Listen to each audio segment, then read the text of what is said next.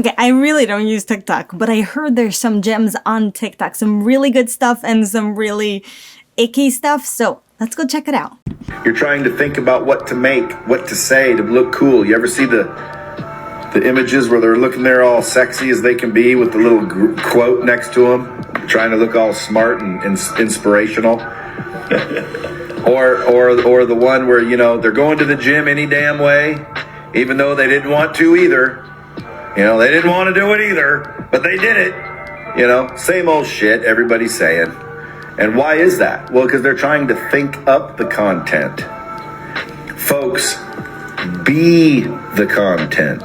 You are the content if you're doing it right.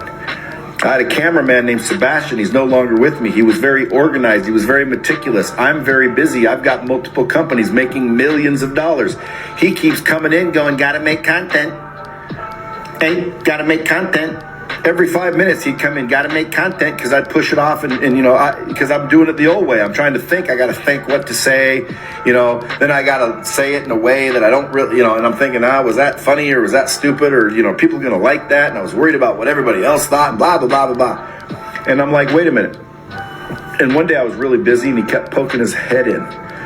Gotta make content, gotta make content, gotta make content. And I'm like, dude, finally I said, dude, turn the camera on and just film what I'm doing. I am the content. Okay, what? Like, who are you? Why are you talking like that? Why are you being so nasty? Okay, so this person is saying something that I've heard many times in social media.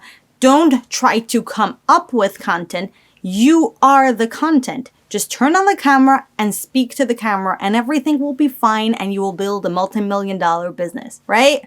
I don't think so. There's two issues with this. Number one, I think it's extremely unhealthy for you to live your life where every moment you ask yourself, how can I turn this into content? Live your life. You can separate your life and your business, and please do. This is something I'm guilty of and so many people are guilty of, and just don't listen to this person. Even if you are a content creator or influencer, build a strategy and follow it. Don't make every moment into content. It's just going to hurt you emotionally. It's going to hurt your loved ones, and it can hurt your business because, like, some people think of these great ideas in the shower and then they hop on Instagram stories and they talk about it and they didn't give it a night's sleep to let it think about it, let it marinate, and it was a bad idea. Sometimes someone is nasty to you, like Rachel Hollis did, and then the first thing she did is she opened her camera and decided to say, I gotcha, and created a TikTok video, which hurt her brand. The last thing you want to do is to be spontaneous. You need to be extremely strategic with what you do and do not share. So please do not turn everything into content, and please think over, like, this video. I am going to still edit it. Anything I say that is not aligned with my brand, not aligned with my values, or just makes me look bad, I am going to delete it. You don't have to see every side of me, and we shouldn't all share every side of ourselves. It's extremely unhealthy. Let's go on. What they can't tell you in branding and social media that I can, because I have 30 years experience, and at the same time, I've done a lot of branding for 90% of the brands out there in the United States. So listen very carefully and you can apply it to your business. Hold on, pause. If you've got experience, if you have a good resume, share it whenever you can, because we've come to a point where anyone can just show up, preach, and we are starting to question people like, do you know what you're saying, right? So it's always, I try to sneak in that I've been doing brand design for 10 years, brand strategy for more like 5-6 years. So it's important for me to include this to let you know that I actually at this point know what I'm saying. Now, throughout all of my videos, you've heard me say, stand out from everybody else, do the opposite. But there are some other things that you have to combine that with. You have to combine that with an emotional element that cares, that talks about the stuff you can't stand. It's not about hating. It's about stating and evaluating so they know that you're real. In addition to that, you got to talk about some taboo shit. You got to talk about stuff that people in your industry won't talk about. You got to be the one willing to go there. Not to be the hater, but be the stater and be the evaluator. You have to also be the person who's willing to open up your mouth about the myths that are happening there. You do that and people will love you. Follow me for more tips. Ooh, I like this person. You should follow this person. This is great. This is great. I feel like I should listen to it again. I have nothing to add. This person knows what it's saying. And it could be I've been fooled to believe they know what they're saying because they added credibility in the beginning. But yes, you want to disrupt your industry. Brands that disrupt their industry, brands that question the status quo, brands that are ready to see the next change in the industry and move to that change quicker will be more successful. So that is really important. Follow this person.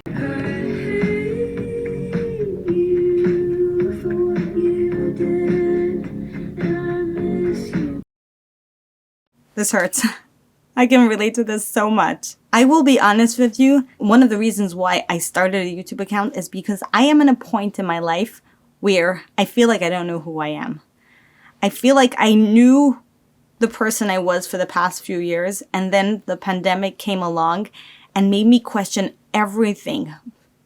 Everything. Like I feel like I'm tearing up, but it made me question everything about my life, the direction I'm going, my religion, everything. Like I feel like I'm lost, and I'll be honest with you.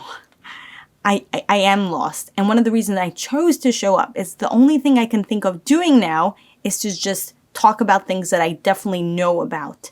Definitely, like this is an area I can talk about in my sleep, so I feel comfortable.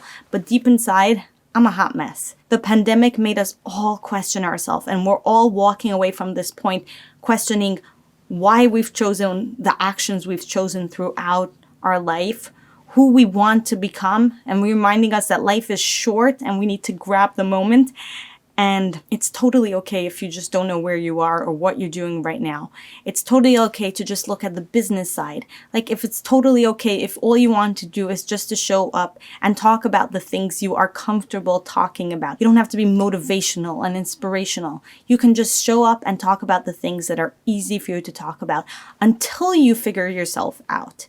That's why it's so important to sometimes separate the personal side of your brand and the brand. Like you can continue building a brand without knowing who you are as a person. And with time, you will figure that out, hopefully, with some help. I'm hoping all of us, because I know this is a struggle. This is a real struggle for me, and it's a struggle for so many people. So I just want you to know it's totally okay if you don't know who you are, because I don't either. Ooh, this resonates so much with me. How to grow your personal brand. Step 1. Stop telling people that you're trying to grow your personal brand. Okay, I love this. Oh my goodness. Thanks for putting me in a good mood again. Thank you. Yes, I find it so funny. People are like hopping on social media like, I am going to start building my personal brand. You don't have to do that. You can just build your personal brand. You could just start and launch your business. I know what this person is talking about. Tell me in the comments if you know what I'm talking about. But like there's a certain like, I am going to build my personal brand. Just document the journey. Like show, I'm sure you've heard this concept. Show, don't tell. Show people how you are building your brand. That's totally okay. But don't just tell people again, I'm building my brand, I'm building my brand. Thanks for the good laugh. Let's talk about your origin story. So for anyone who's trying to level up their personal brand this year, you've got to really take time out to figure out what your origin story is. Your origin story is essentially the story of where you got from where you were before all the way to the incredible person that you are today. So to figure out this story, what you want to do is think about at what point did you begin your journey to the person you are today. And then you want to map out every significant thing that happened to you in your life all the way from that point, all the way up to the present day. Okay, yes. This is a great idea. Oh, I like this person. But here's the but. Sometimes your what led you to where you are today is not always aligned with the brand, so it's not important to share. Like it's not every brand has a good origin story, and that's totally okay. You can skip it. It's just a nice extra thing to have because then you can talk about it again and again and again and again. And good stories are shared with other, and that creates a share-worthy content, which is always great. But it's totally okay if you don't have it. And it has to be aligned with your brand. Like if your origin story is not aligned with the bigger picture of your brand, with the message your brand is trying to share, it's not going to be very helpful or effective. The number one secret no one will tell you in terms of building a large following and your personal brand.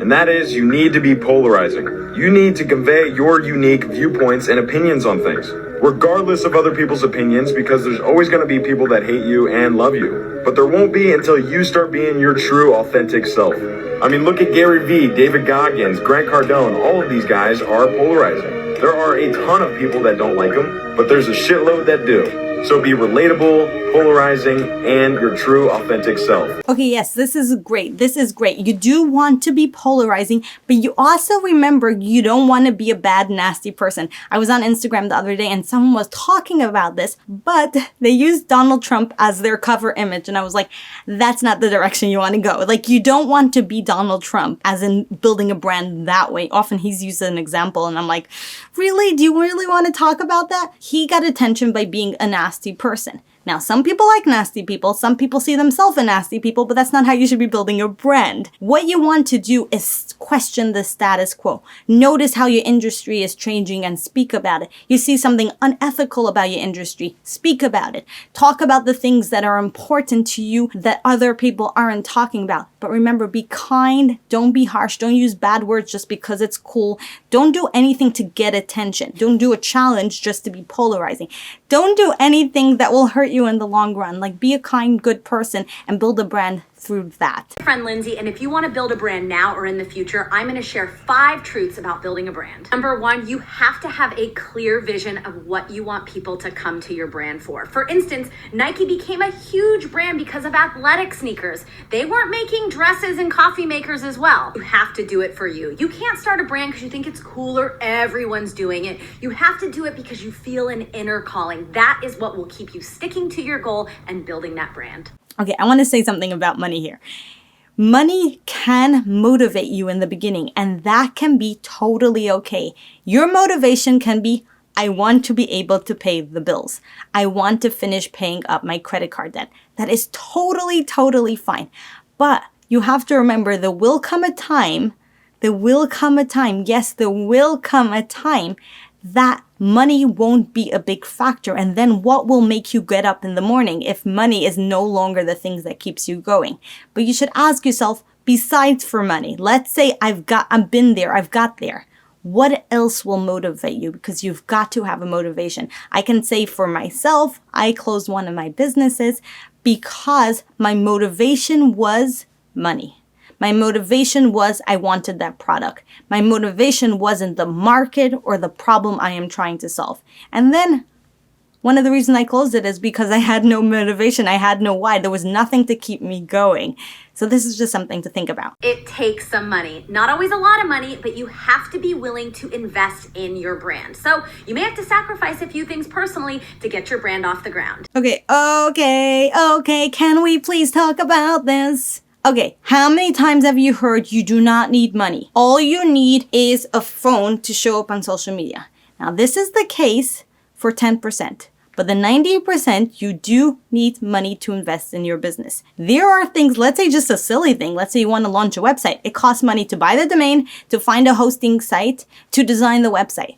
Things cost money. This idea that has been floating on social media, I think, is extremely disingenuous, because at the end of the day, you will need money. It's a lot harder than it looks. Social media makes everything look easy. And while it may be easy for a very small few people, the reality is it's hard work. You get a lot of no's. Sometimes you want something so bad and you don't get it, but when you keep pushing through with that brand, eventually something else comes around. Moral of the story, if you feel it in your gut, go for it. I like this person. You should follow this person. I'm going to explain the value of brand to you in 20 seconds. If your own mother was selling you cookies and I was selling you cookies, whose cookies would you buy? You would buy your mom's cookies because you love her more. You may even buy your mom's cookies if they're slightly worse than my cookies because you love her so much. That's because she's built a brand with you. That is why brand is so important. Hold on, I need to think about this one. This person's saying that a brand is the person you like more, but that's not a brand. I'm thinking about this one.